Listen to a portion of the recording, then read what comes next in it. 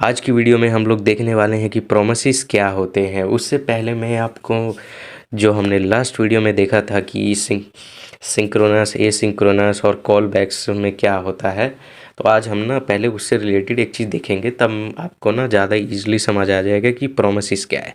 तो जैसे कि हमने पिछली वीडियो में देखा था कि हमने एक फंक्शन बनाया है सम नाम से, एंड इसमें हमने एक वो दिया है कि सक्सेस होने पर एक फंक्शन चलेगा। ठीक है, तो लेट्स से ये है, तो इसमें कुछ टास्क लिखा हो गया है।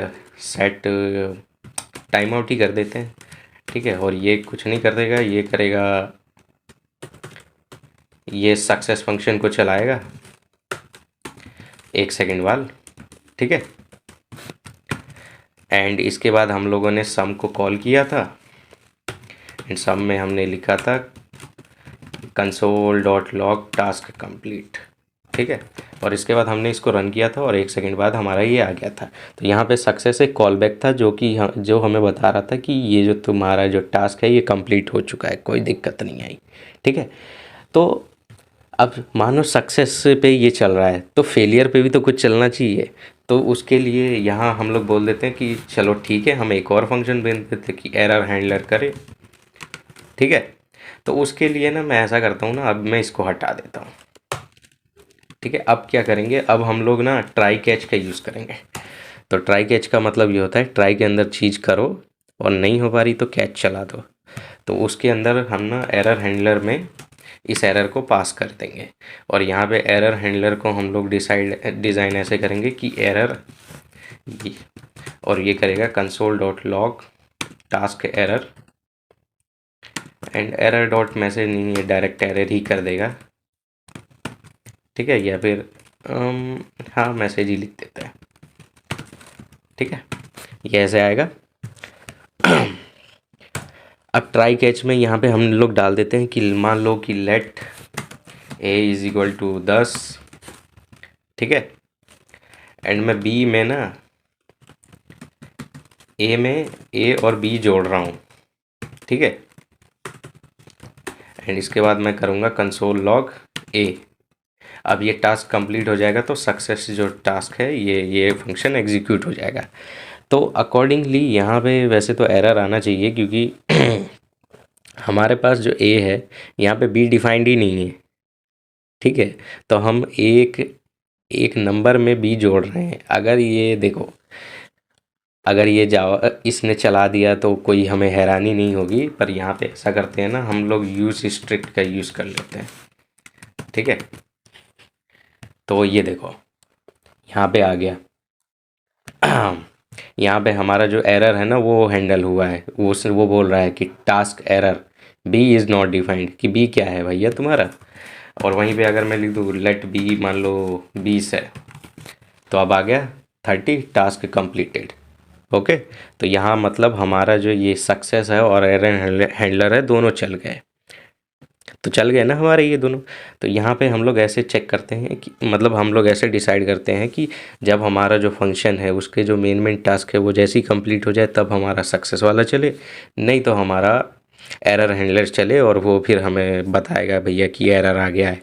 ठीक है, तो अब इसी चीज़ को दूसरे तरीके से करने का तरीका है प्रोमिसेस। ठीक है, ये जो हमने अभी इतने यहाँ पे किया, यहाँ पे इसी को करने का अब दूसरा तरीका है हमारे पास प्रोमिस। तो उसमें हम लोग क्या बोलते हैं कि लेट एक प्रॉमिस है। तो प्रॉमिस का मेनली मतलब क्या होता है, प्रॉमिस मतलब आपने मुझे कुछ काम दिया, एंड उसके बाद अब मेरी जिम्मेदारी है आपको बताना कि क्या मैं वो काम कर पाया कंप्लीट या नहीं कर पाया। तो इसमें ऐसे ही है नॉर्मल, आपका ये फंक्शन है, ये फंक्शन बन रहा है। ठीक है, तो हम लोग एरो फंक्शन के यूज़ कर रहे हैं, आप लोग कोई भी यूज़ कर सकते हो। और उसमें दो फंक्शन पास डाउन होंगे, एक रिजॉल्व और एक रिजेक्ट। तो रिजॉल्व कब चलेगा, जब आपका काम हो गया है, मतलब सब कुछ हो गया है, कोई दिक्कत नहीं है। रिजेक्ट कब चलेगा, जब आपका काम में दिक्कत आ गई है, तब जाके आपका रिजेक्ट चलने वाला है। तो अगर मैं मान लो कि यहाँ पे लिख दूँ, अगर हम यही ऊपर वाला ही टास्क यहाँ पे ट्राई कैच का ले आए, कंट्रोल सी कंट्रोल वी करके। ठीक है, ये थोड़ा यार वो हो जाता है, एंड इसमें हम लोग इसको अभी वो कर देंगे अनडिफाइंड, और यहाँ पे लिख देंगे रिजेक्ट, एंड यहाँ पे लिख देंगे रिजॉल्व। ठीक है, एंड इसके बाद ये डायरेक्टली हम रन करेंगे, और यहाँ इसने हमें एरर दे दिया है। तो यहाँ पे नहीं डायरेक्टली चला देता है, इस फंक्शन को ये चलाएगा एंड उसके बाद नहीं ऑटोमेटिकली इसको सॉल्व करेगा, रिजॉल्व वाले को एक नॉर्मली बना देता है। और ये 426 में ये एरर बता, नहीं ये इसका एरर नहीं है, ये एरर इसका नहीं है, ये देखो अभी हमें इसे डिफाइन भी करना पड़ेगा रिजॉल्व और उसको। तो अगर हम लोग करें कि लेट से रिजॉल्व में क्या बोलें, रिजॉल्व की जगह अगर आप रिजॉल्व मार दो, एक फंक्शन है, ठीक है, तो ये क्या करेगा, ये करेगा console dot log task completed. ठीक है, और रिजेक्ट एक फंक्शन है, तो वो आपका मैसेज लेगा, एरर लेगा, और उसके बाद उसको करेगा कंसोल डॉट लॉग टास्क में एरर आया है। ठीक है, तो अगर हम लोग इसे पास करें तो आपका ये नहीं चला है। ऐसा करते हैं ना, बी में नहीं कंसोल लॉग करवाते हैं आपके उसको प्रॉमिस को, तो प्रॉमिस ये रहा, ये फुलफिल्ड है, एंड प्रॉमिस डॉट, हाँ इसमें ये है देखो ये जो आपका रिजेक्ट है और रिसॉल्व है ना, इसको यहाँ से यहाँ पे डिक्लेयर ना करके हम लोग डिक्लेयर करते हैं यहाँ पे।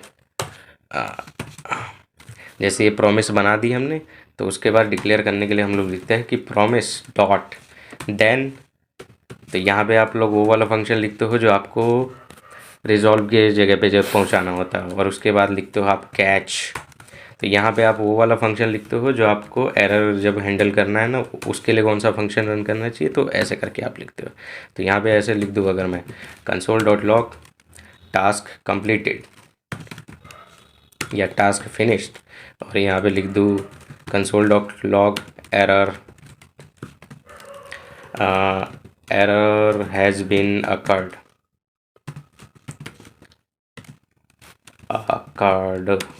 ठीक है, और एरर भी हम यहाँ पे प्रिंट करवा ही देते हैं, एरर डॉट मैसेज। ठीक है, तब ये हमारा यहाँ से आ जाएगा। तो ये हमने ये किया, और ये बोल रहा है error has been occurred, B is not defined. ठीक है, तो 439 ये वाली लाइन चली है, एंड यहाँ पे अगर मैं इसको अनकमेंट कर दूँ दोबारा से तो 30 आ गया, और टास्क फिनिश 436 वाली ये लाइन चल गई। तो आपको जब ये रिजॉल्व और रिजेक्ट को भी तो लिखना पड़ेगा, तो वो हम लोग ऐसे लिखते हैं ये करके। ठीक है, तो इसमें प्रॉमिस वालों में ज़्यादातर हम लोग ट्राई कैच ही करते हैं कि हम लोग मानते हैं कि हम लोग चाहते हैं कि ये काम हो जाए ये वाला, लेकिन अगर किसी कारण नहीं हो पाया तभी तो हमारा टास्क रिजेक्ट होगा, एंड रिजेक्ट हो गया तो ये वाला फंक्शन एग्जीक्यूट करेगा जो कैच में लिखा जाता है, डॉट कैच, उसके अंदर जो फंक्शन आप पास डाउन करोगे वो एज अ रिजेक्ट जाता है, और डॉट देन के अंदर जो करोगे वो एज अ रिजॉल्व जाएगा। ठीक है, तो यहाँ पे हम लोग इसे ऐसे ही डिफाइन करते हैं, प्रॉमिस जो हमने यहाँ किया है डिफाइन, एंड इसके बाद डॉट देन, फिर पैरेंथेसिस के अंदर आपको फंक्शन देना होगा, वो एज अ रिजॉल्व काम करेगा, और फिर पैरेंथेसिस कंप्लीट होने के बाद डॉट कैच करके फिर एक फंक्शन पास डाउन करोगे आप इसमें, तो वो एज अ रिजेक्ट काम करने वाला है। तो इसी तरीके से हम लोग प्रोमिसेस का यूज़ करते हैं, और हम लोग मेनली इसी का ही यूज़ करते हैं, ये जो नोटेशन है ना, promise dot then dot catch, तो इसका इस्तेमाल करा जाता है। तो इसका एग्जांपल मैं आपको बताता हूँ, जैसे कि मान लो कि मान लो आपका ये आपने कोई फ्रंट एंड बनाया है, उस पर एपीआई लगी हुई है। ठीक है, तो एपीआई आप यूज़ कर रहे हो, मान लो वेदर की एपीआई है, तो उसमें आप आप एपीआई रिक्वेस्ट मार रहे हो, और फिर आपको वेट करना ही पड़ेगा क्योंकि वो एसिंक्रोनस है, वो टाइम लेगा आने में। तब तक आप लोग कुछ और भी कर सकते हो, मतलब वो जो जावास्क्रिप्ट का कोड है वो कुछ और भी कर रहा होगा, लेकिन वो ना एक प्रॉमिस ही बन जाता है। फिर जैसे ही आप ऐसे लिखते हो ना कि let say const response is equal to await, ठीक है। एंड इसके बाद आप फैच का यूज़ कर लो या फिर उसका यूज़ कर लो, क्या नाम है, एक्सियोस का, कोई दिक्कत नहीं। उसके बाद यहाँ पे आप जो लिंक होता है वो डाल दो। लिंक डालने के बाद जैसे मैं कुछ भी डाल देता हूँ अभी के लिए, ठीक है। एंड यहाँ पे हम लोग सेट कर देते हैं कि जो हमारे मेथड है वो गेट है, लेट सपोज, और हेडर्स है हमारे, उसमें कंटेंट टाइप एप्लीकेशन जेसन है, कंटेंट टाइप एप्लीकेशन जेसन, ठीक है। तो ये जैसे ही आ जाता है ना, तो इसके बाद आपको यहाँ पे अवेट अगर मैं हटा के यहीं पे डायरेक्ट लिख सकता हूँ फिर मैं कि डॉट देन जो भी मतलब मेरा टास्क एग्जीक्यूट जब हो जाएगा तो ये ना फिर मुझे डेटा रिटर्न करेगा। तो ये रिटर्न करेगा मेरे को जो भी डेटा है, कंसोल डॉट लॉग डेटा, ठीक है। तो डेटा इसके ना पैरामीटर में आता है, जो ये वाला है जो फैच का जो भी प्रॉमिस बनाया गया है उसमें डेटा आता है डायरेक्टली। तो इसका अगर हम लोग ट्राई करें और यहाँ पे डॉट कैच भी फिर आप लगा सकते हो कि अगर कोई एरर अकर्ड हो गई तो कंसोल लॉग कर दे एरर डॉट मैसेज को, ठीक है। तो लेट्स से कि हमारे पास क्या कोई वो है, जैसे यहाँ पे एरर आ गई फेल्ड टू फैच, ठीक है, क्योंकि ऐसा कोई होस्ट ही नहीं है। तो रुको, मैं कोई सा दिखता हूँ, रैपिड एपीआई पे देखते हैं हम लोग। अबे नहीं छोड़ो, आप लोग कोई देख लेना एपीआई, वो यहाँ पे ट्राई मारना, इसकी जगह वो एपीआई लिखना। रैपिड एपीआई पे है जो आपकी वेदर की एपीआई से वगैरह होती है ना, उस पे मिल जाएंगी आपको, ठीक है। तो जैसे ही ये फैच टास्क एग्जीक्यूट हो जाएगा कम्प्लीटली, तो या तो वो पूरा हुआ होगा या फिर उसमें कोई एरर आया होगा। अगर पूरा हुआ होगा तो उसमें यहाँ पे डेटा आ जाता है, ये फंक्शन आपका चल जाएगा जिसे हम लोग बोलते हैं रिजॉल्वर। तो ये चलेगा एंड उसमें एक पैरामीटर रहता है डेटा, और उस डेटा को आप फिर यहाँ पे एक्सेस कर सकते हो यहाँ पे, ठीक है। और अगर कोई एरर आया होगा तो डॉट कैच में यहाँ पे आपका एरर हैंडलर चलता है जिसे हम लोग रिजेक्ट वाला पार्ट बोलते हैं, रिजेक्ट, तो वो यहाँ पे संभाल लेगा, ठीक है। तो ऐसे करके ये जो प्रोमिसेस है ये काम करते हैं। तो आई होप आप लोगों को सब कुछ समझ आ गया होगा कि प्रोमिसेस कैसे काम करते हैं, कैसे हमारी जो टास्क है उसे रिजेक्ट किया जाता है या उसको कंप्लीट करा जाता है, तो कौन सा फंक्शन एग्जीक्यूट होता है, कैसे एग्जीक्यूट हो रहा है। हम लोगों ने डॉट देन और डॉट कैच भी देख ही लिया है इसमें, ठीक है। तो इसका आप लोग बहुत ज़्यादा यूज़ करोगे इस नोटेशन का, इसका हम लोग मेनली ना, या तो आप इसका यूज़ करोगे, नहीं तो फिर एसिंक्रोनाइज इसको बनाओगे फैच वाले को, और फिर उसके बाद जब लेट्स से कि एग्जांपल मैं दे ही देता हूँ, लेट्स से कि ये जो फैच में जो भी आ रहा है ना, इसको हमने रेस्पॉन्स बोल दिया एंड यहाँ पे हम वो अवेट कर रहे हैं। अवेट मतलब एसिंक्रोनस टास्क ये बनने वाला है, ठीक है। तो इसके बाद अब हमें रिज़ल्ट चेक करना है, तो रिज़ल्ट के लिए हम लोग बोलते हैं कि रेस्पॉन्स को ना जेसन में कन्वर्ट करो। तो ये भी एक वैसा टास्क होता है एसिंक्रोनस, और इसके बाद आप कंसोल लॉग करते हो रिज़ल्ट को, ठीक है। तो रिज़ल्ट में आपका कौन सा डेटा है, वो यही वाला डेटा है। ये जो डेटा या जो हमने यहाँ पे एक्सेस किया है ना, वही रिज़ल्ट है, ठीक है। तो ये दूसरा तरीका है। डॉट देन, अगर डॉट देन डॉट कैच आपको यूज़ नहीं करना है तब आप ऐसे यूज़ कर सकते हो, अवेट अवेट लगा के चेक करते रहो, जो भी आया है उसको फिर नए नए वेरिएबल में असाइन करते रहो एंड हो जाएगा आपका काम तब भी, ठीक है। तो आई होप आप लोगों को सब कुछ समझ में आ गया होगा। तो आज के लिए बस इतना ही, मिलता हूँ मैं आपसे नेक्स्ट वीडियो में, सी या बाय।